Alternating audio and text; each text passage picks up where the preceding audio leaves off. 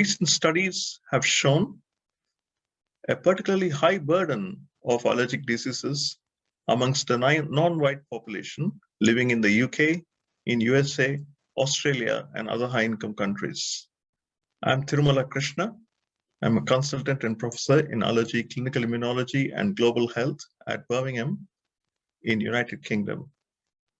In collaboration with colleagues in Northwestern University, Chicago, United States, we put together a manuscript entitled Ethnicity-Based Disparities in Immune-Mediated Diseases. Immune-mediated diseases in non-white population living in high-income countries has attracted a lot of attention amongst other conditions in the recent years. Non-communicable diseases, particularly immune-mediated diseases, allergic diseases specifically, including asthma, allergic rhinitis, and atopic dermatitis, are amongst the most common non-communicable diseases encountered in clinical practice in high-income countries. A very large population-based study that we conducted in the UK showed an enhanced risk of asthma, allergic rhinitis, atopic dermatitis, and multiple autoimmune disorders amongst the non-white British population. In a further study, we also showed that a pre-existing allergic disease significantly enhances the risk of multiple organ-specific and systemic autoimmune disorders such as rheumatoid arthritis and SLE.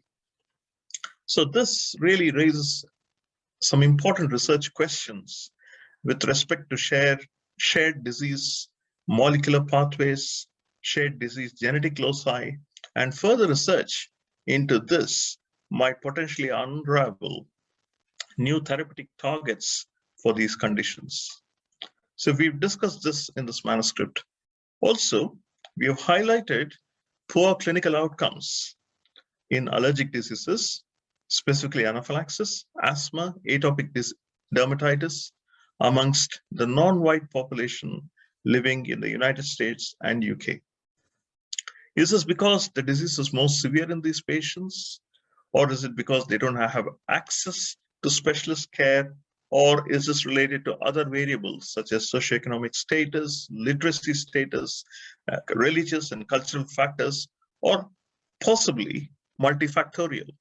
So this is, again, we discuss the evidence, we try to bring together the evidence regarding this, and we highlight that further research is required to address poor clinical outcomes in allergic diseases in the non-white population.